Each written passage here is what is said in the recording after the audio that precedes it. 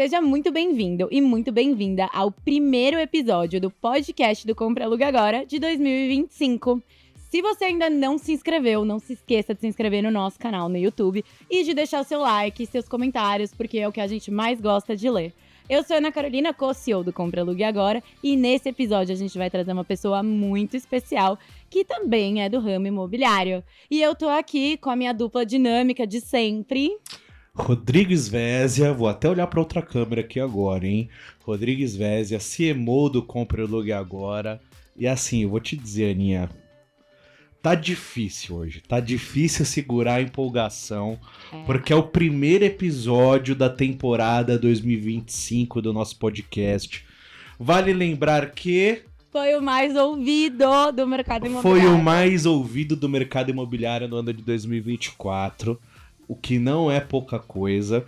Vamos ver se a gente consegue manter isso para 2025, espero que sim, mas assim, independente se é o mais ouvido ou não, o importante é que ele está sendo ouvido, assistido.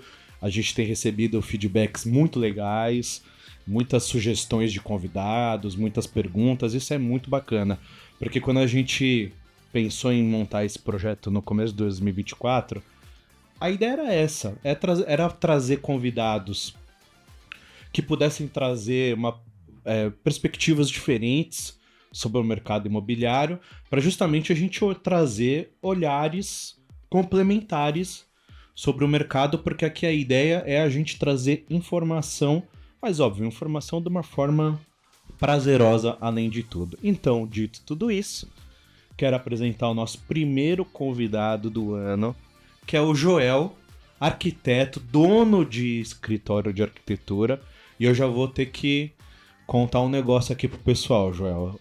É o seguinte. Esse cara fez nada mais nada menos, meus amigos. Duas coisas. Eu vou deixar duas coisinhas aqui só pra situar vocês dele. O SBT, sabe o SBT?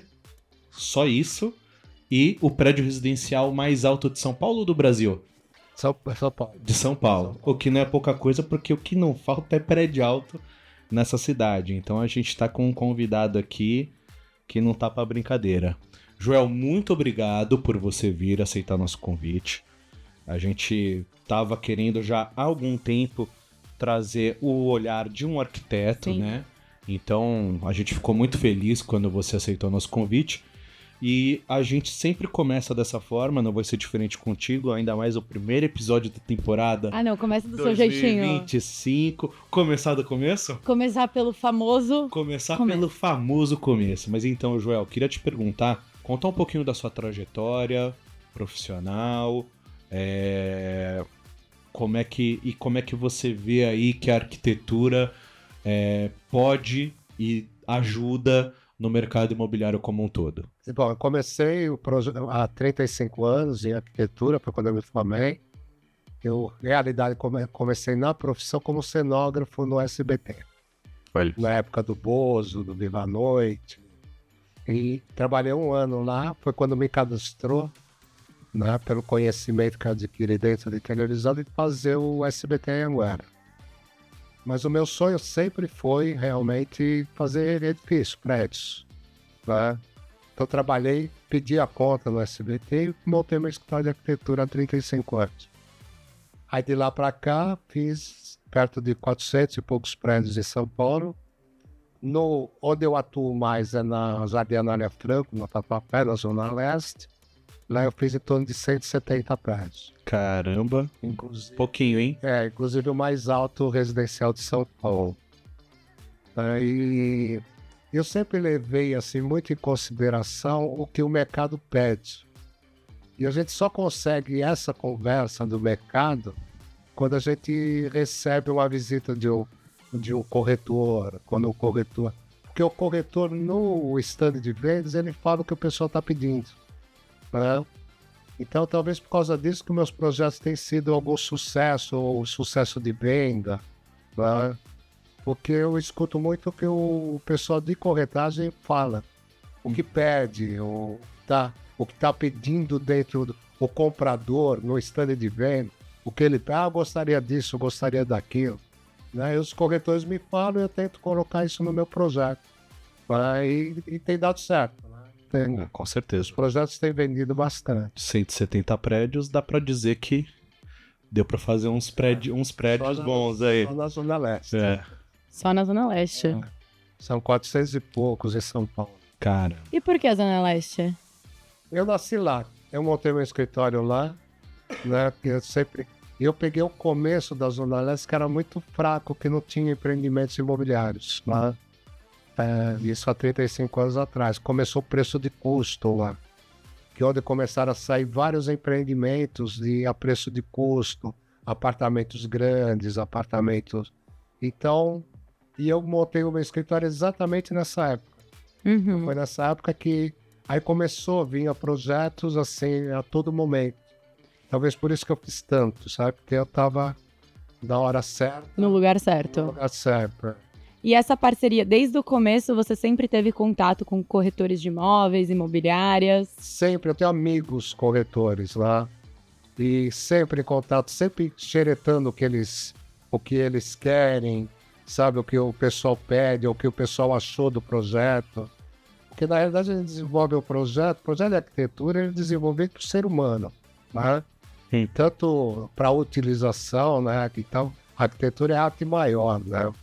Então ele é desenvolvido para uso. Então a arquitetura não exerce função nenhuma se ela não faz a arquitetura para o uso do ser humano. Então o uso do ser humano, quem fala é o povo, né? As pessoas que querem comprar, que vão comprar. Então eles que dirigem, eu gostaria de morar aqui, eu gostaria de morar ali, gostaria de morar assim, gostaria de ter um escritório assim, que eu funcionasse dessa maneira. Eu gostaria de ter um depósito que fizesse isso, fizesse aquilo. Então você vai adquirindo conhecimento para quando você estiver projetando, que é uma arte bem individual, né, solitária. Quando você estiver projetando ela, você tem tudo isso na sua cabeça. Você tem já adquirido esse conhecimento, né, de que as pessoas estão pedindo. Sim. Utilização, né? E já aconteceu de um corretor te passar um cliente? Então, por exemplo, eu vendi um imóvel pro Rodrigo. E aí o Rodrigo quer reformar ele. Quer mudar, enfim, ele não gosta de como tá. Já aconteceu de um corretor virar e falar, pô, conheço um arquiteto legal, vou recomendar o Joel. Sim. Isso acontece com frequência. Com frequência. É, porque eu vejo isso como uma via de mão dupla. Assim, eu, enquanto corretor, ganho o valor de estar recomendando um arquiteto que eu confio. Então o Rodrigo vai ficar feliz não só porque eu vendi um imóvel para ele, mas porque eu recomendei alguém que fez daquele imóvel um lar. Então eu vejo isso como uma parceria muito legal. E eu acho que é um artifício de venda, né? Porque muitas vezes o corretor traz a figura do arquiteto já no processo de venda de um imóvel. Para que aquele comprador... Tipo irmãos à obra. De certa forma, tipo para que o comprador, inclusive, ao ver o potencial daquele imóvel, o compre, né? Não, às vezes o corretor tem um terreno que ele quer vender, ele precisa vender, mas ele não sabe o potencial desse terreno, né? Então ele corre, né? Ele pede o socorro para o arquiteto definir o potencial. Às vezes a gente faz um esboço, porque a legislação hoje ela está bem... Tá boa no sentido de ocupação do terreno. Uhum. Então você pega um terreno, você pode ter um potencial bastante grande dentro desse terreno. Só que nem sempre esse potencial cabe no terreno. Sim. Isso o corretor não sabe e não tem obrigação de saber. Claro, com certeza não. Então ele chega para mim, né, os que eu conheço, chega para mim e fala o que cabe nesse terreno. Porque eu preciso oferecer para a construtora tal, eu preciso de um potencial construtivo, né, que vale esse terreno para ver se o que eu estou pedindo também é o valor que vale. Então isso eu tenho feito muito com corretores, tenho feito bastante. Esse tipo de estudo de viabilidade que a gente chama. É muito bom. Para chegar no VGV, tal da obra lá. Existe um programa que vai muito em linha com o que você falou. Não sei se você já assistiu. Chama Irmãos à Obra. Você já viu? Já vi, já. Sim. É muito bom, né? Que Aliás, um irmão... quem não viu esse programa? Gente, sim. Eu queria dizer que assisti antes de virar famoso, tá? Os irmãos, né? É muito bom, porque eu não sei se ele é arquiteto ou engenheiro, não sei o que ele é. Ele é arquiteto ou engenheiro e o outro é corretor. Isso. Então, existia um programa antigamente, que eu não sei se ainda rola, mas que passava assim, uma família queria um imóvel, por um preço absurdo e eles não iam conseguir com tudo que eles queriam aquele imóvel. Então ia o irmão, que é arquiteto barra engenheiro, não sei qual das duas, vamos chamar de arquiteto aqui nesse caso, ele ia junto e ele montava todo um projeto e aí a pessoa que tava indo comprar, ela via o potencial daquilo. Então, ó, dentro do seu orçamento não cabe aquela casa já reformada, mas cabe essa aqui, que é um pouco mais antiga e que a gente consegue fazer um trabalho para colocar todas as prioridades e os pontos principais que você gostaria numa casa lá. E faz muita diferença. Porque eu fico pensando, eu também, eu ia olhar um lugar mais antigo, assim, já usado, e ia falar, pô, não é muito o que eu quero. Mas se você vê o potencial do que aquilo pode se tornar... Sim, que é o retrofit, né? Quando você vê a coisa pronta, né? Você faz um retrofit e sempre fica bom. Sabe, o trabalho do arquiteto, a gente tem arquitetos assim super competentes, né, no mercado. A arquitetura brasileira é muito criativa. É muito criativa, é muito. Eu tenho orgulho de ser arquiteto, né, em função disso, né? E a gente faz realmente milagres, né? Com obras com retrofit, né? Realmente é para atualizar tudo. A gente realmente. Eu me encaixo nisso, né, também. Você acha que, até pegando esse gancho do retrofit, você acha que isso é uma tendência que vai aumentar para os próximos anos? Então, a gente está vivendo um momento do centro de São Paulo, né, que existem muitos prédios lá abandonados, prédios... E se eles passarem pelo retrofit, a gente muda todo o centro de São Paulo. Ufa. Né? Que é lindíssimo o centro. É lindo o centro. E parece que é isso que a prefeitura está querendo, né? Que tenha essa expansão de São Paulo, porque começa a ajudar na circulação das pessoas que trabalham no centro, porque elas passam a morar perto do trabalho. Existe todo um trabalho, sabe, da prefeitura bastante interessante sobre isso e que envolve o retrofit. Né? Eu nem conhecia retrofit.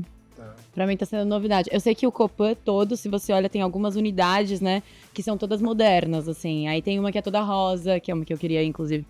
Ela é toda rosinha e eles fazem cada unidade tem um escritório de arquitetura que tá fazendo. Eles fazem cada unidade de um jeito. Então tem uma que é super natureza, uma que é rosa, uma que é de videogame. Isso é muito legal. Sim. Porque é o único motivo pelo qual, por exemplo, eu alugaria um apartamento no Copan.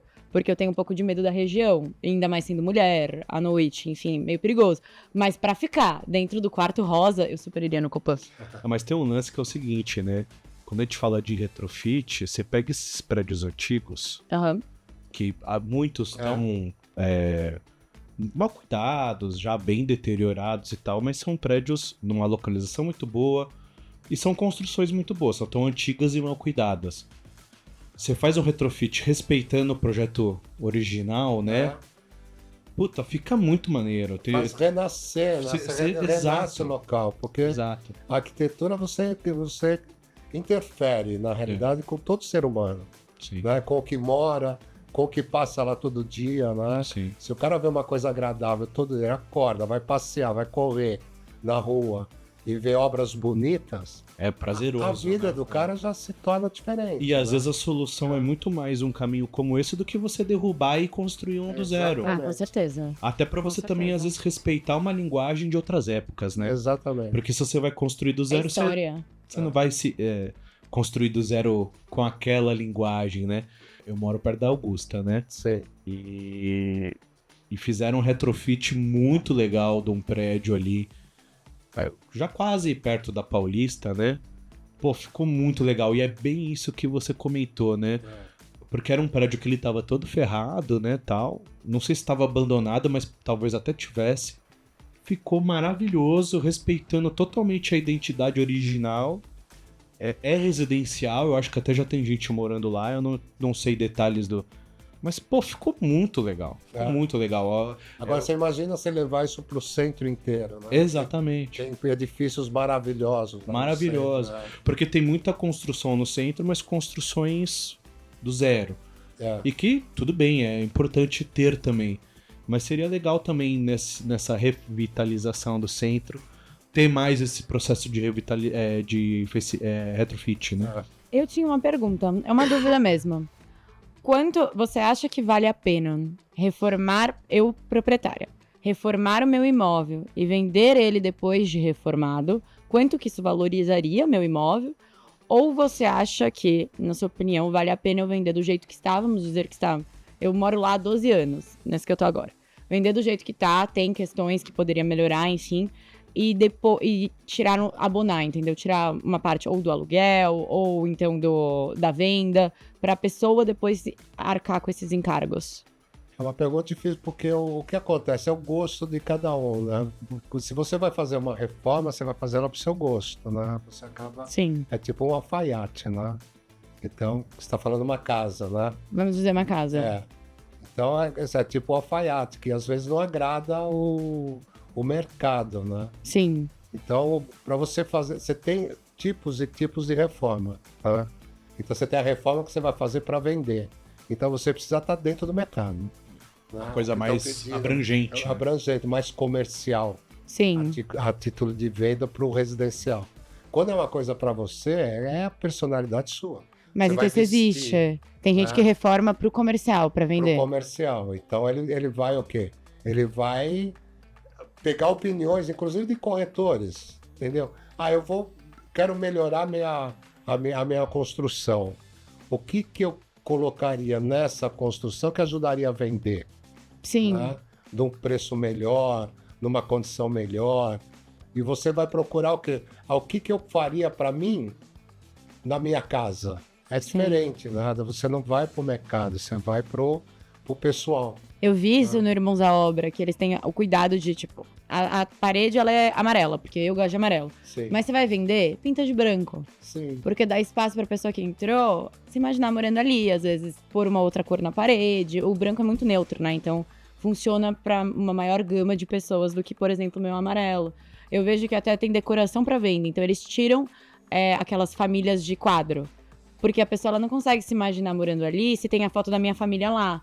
Então você deixando o quadro ali, mas sem a família, Exato. ela consegue se colocar ali como moradora. Eles fazem toda essa reforma também dentro de casa, que às vezes é uma correção de um cano, de alguma coisa que é estrutural do imóvel, né? Eles vendem muita casa, né, nos Estados Unidos. Sim. Então tem muito esse tipo de reforma, mas tem essa parte de dentro. Então um tapete talvez muito chamativo, eles costumam tirar.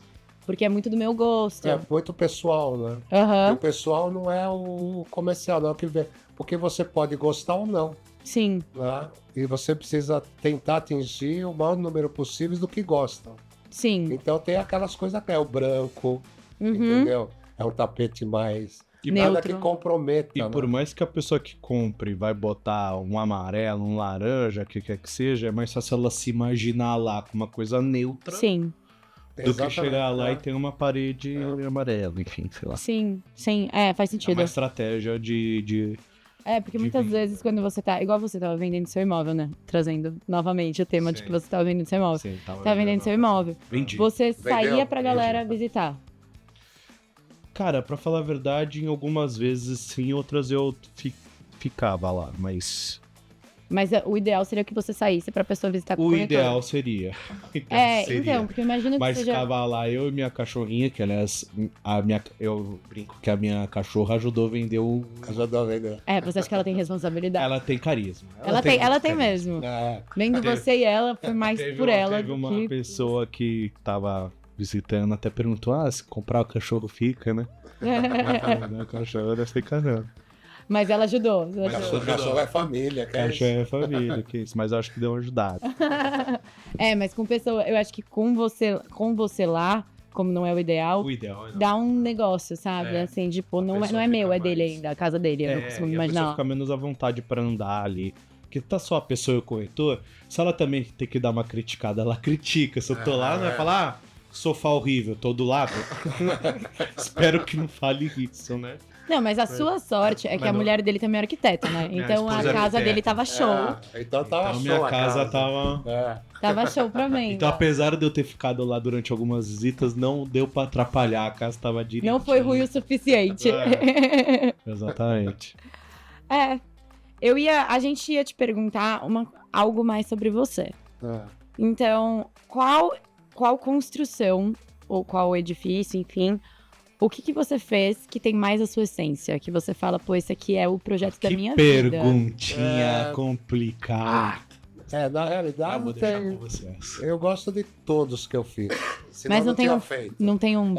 Não, tem o que foi maior, né, o menor, né,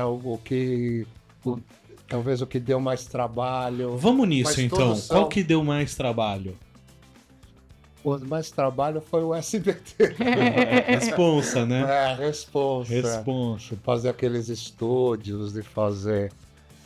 Eu tinha tipos de estúdios, né? Tinha estúdio para linha show, tinha estúdio para novela, tinha estúdio para jornalismo.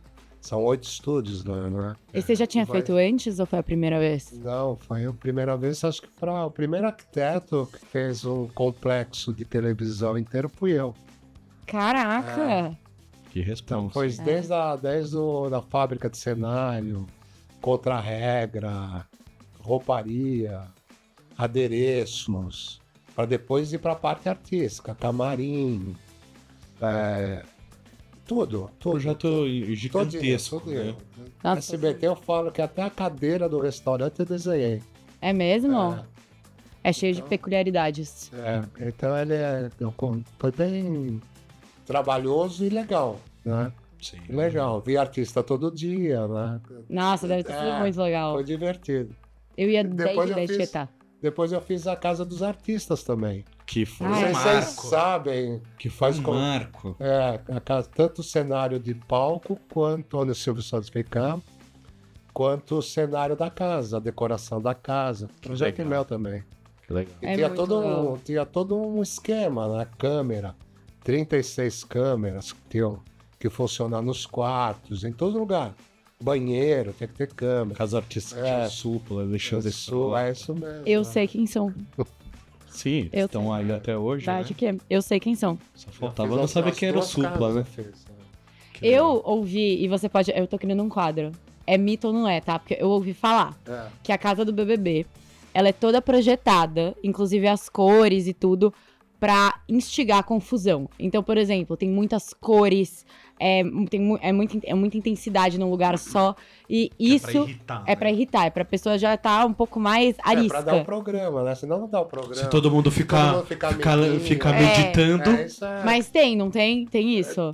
As cores são importantes. As cores, quando você fala o amarelo é a cor de maior vibração. Ela vibra. Por isso que ela é legal estar em letreiro, porque ela te chama a atenção. Mas ao mesmo tempo você não consegue ficar muito tempo ali, né? Não consegue, mas ela é boa para propaganda. É. Né? O vermelho é bom para realmente mexer com o seu nervo. Então tem todo o sistema de psicologia das cores que é importante dar uma estudada, porque você aprende onde você está interferindo com a pessoa. Né? Cara, que legal. É. Se eu soubesse, eu preciso estar sabendo disso pra quando meu pai tá de mau humor, colocar uma cor Uma show cor ali no meu quarto. pra Verdinho. ele, é. Um verdinho no quarto dele, pra ver se ele acorda um pouquinho mais alegre. Mas é por isso que fast foods geralmente tem uma cor bem mais forte, que é pra fazer você comer rápido e ir embora. Comer rápido e ir embora. É. Né? Faz todo. É a psicologia das cores. Tem um livro desse que fala nisso. Sua parede amarela lá, por exemplo, né? Foi um exemplo. Não A minha parede é não cinza. Faça isso. Cinza é ruim? Amarelo, laranja, eles vibram muito. Mas eu vibro bastante, acho que tem um pouco a ver com a minha Mas não para personalidade. relaxar. Para É. relaxar tem que ser outra Será coisa. que você não quer relaxar na sua casa? Eu gostaria. Não, realmente eu gostaria. Mas talvez na cozinha, assim, onde eu recebo convidados, eu botaria um amarelo pra comer rápido e ir embora. Ir embora, pode ser. Entendeu? Eu ia fazer Tem isso. uma Pra sala, tem Pra uma visita, sala quando mandar amarela. embora, Pra você visita. Põe uma vassoura atrás da porta. Você Aí tem, vai. Você tem uma sala de visitas indesejadas. Sim, E essa sala é um amarelão. e um vermelho, eu boto os dois. Pro cara querer ir embora em meia hora, entendeu? Sim, eu prendo ele lá, deixo ele lá, e aí eu só vou buscar quando ele pedir pra sair. Isso. Tá bom. Eu tenho uma dúvida de corretores, tá? Ok. É zoneamento. Em polêmica. A gente vai começar do zero, tá? Então, presumindo que algumas pessoas elas acabaram de se tornar corretores. O que é zoneamento? Aonde checar o zoneamento? Por que que o zoneamento é importante numa transação imobiliária? Então, o zoneamento é o que vai te permitir você fazer muito ou pouco no terreno que você está comprando. Às vezes esse pouco não vale a pena no custo do terreno que você está pagando. E o zoneamento é fácil de você ver, porque tem um site do GeoSampa, que lá você coloca o endereço da rua, coloca o endereço do... E você vai ver que zona que é o terreno que você está olhando, que você está pesquisando, né? E tem zonas que você constrói menos, né? E tem zonas que você pode ter o potencial, que são as zonas que têm acesso ao transporte coletivo. Então, esse você consegue construir mais, fazer uso mistos, né? Então você acha relevante um corretor saber da zona, até por conta da valorização? É importante saber, mas eu acho que o corretor, talvez que com raras exceções, eles vão conseguir desenvolver alguma conta para ele chegar num valor final de um terreno. Por exemplo, a conta que eu falo é a conta do arquiteto, tá, né? do engenheiro que faz projeto. Então é a conta o quê? Quantas unidades cabe nesse terreno? Né? Então, por uma conta, simplesmente a conta, você faz num terreno em Zeu, né? Você faz o terreno, você faz 6 vezes a área do terreno se for a habitação de interesse social. Só que 6 vezes é um monte de construção, que às vezes o terreno não comporta aquele monte de construção. Então você vai construir menos. Então, para você chegar nessa conclusão, você precisa ter um esboço do projeto. Você precisa ter lançado alguma coisa no terreno. E o corretor não faz isso, né? Sim. Então ele precisa de um apoio de um arquiteto, de alguém que faça isso. Faz sentido, né? Mas é importante que ele saiba que zona que ele está, o gabarito. Hoje tem gabarito. Hoje a gente tem regiões que a gente só pode fazer 9 andares. Não pode fazer 50 andares, igual eu fiz o Figueira, né? Uhum. Não pode fazer... Tem outros gabaritos que é 15 andares, 16 andares só. Então você pega um potencial grande, mas você não tem gabarito para poder fazer um monte, então você está deixando de construir naquele terreno. Então o terreno tem que valer um pouco menos do que vale numa zona que eu posso fazer edifícios altos, né?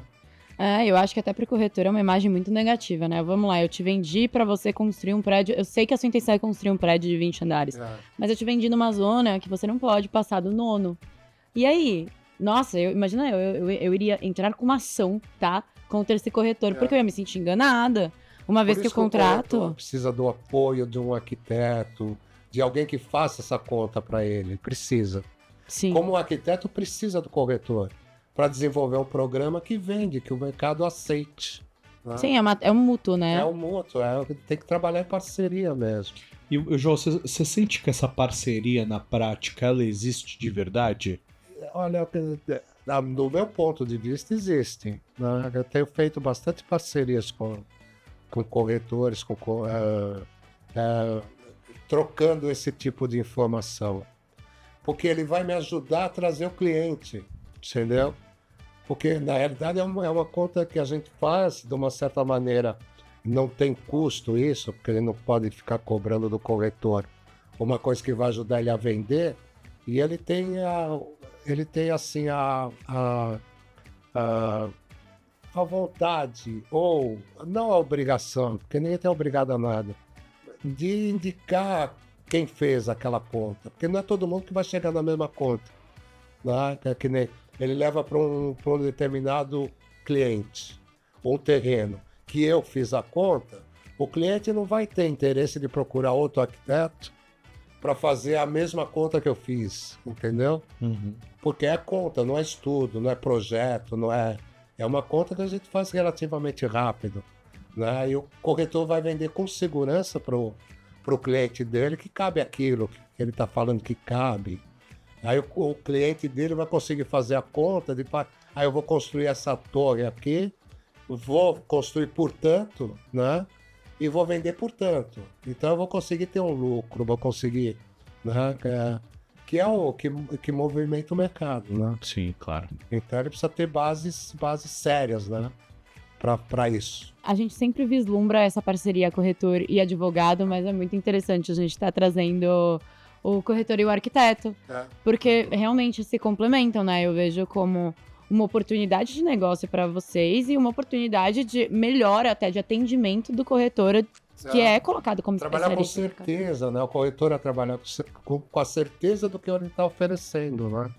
Então é legal para isso. alguns nichos de mercado é essencial isso, né? Para É corretores essencial, que lidam com esses nichos de mercado mais empresariais, vamos colocar dessa forma, realmente ele precisa dessa assistência, né? Pro corretor que tá ali no residencial pronto, da vida e tal, talvez ele não necessite tanto. Né? Porque tá ali pronto, né? Porque tá pronto. O cliente dele tá vendo o que ele vai comprar.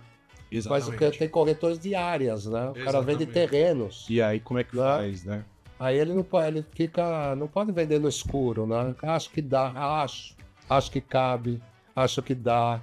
Né? Então ele tem que trabalhar com uma certeza. É um profissional profissional de arquitetura ajuda ele, com certeza, sabe? Que ajuda ele a desenvolver um estudo naquele terreno.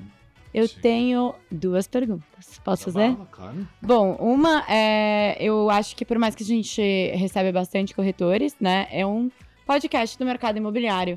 Então, para você que já está há bastante tempo, né? Trabalhando com arquitetura, que conselhos você daria para uma pessoa que acabou de se formar em arquitetura? Nossa, trabalha. Trabalha. A profissão é linda, né? Eu adoro a minha profissão. Ela é linda, ela é bacana. É o que eu falo, assim, que a gente tem um sofrimento. Todo projeto que entra para o arquiteto, pelo menos no meu caso, eu acho que eu não vou ter competência para fazer. No fim, eu faço. Então tem esse sofrimento inicial de você criar coisa nova, criar o objetivo que o mercado está pedindo, criar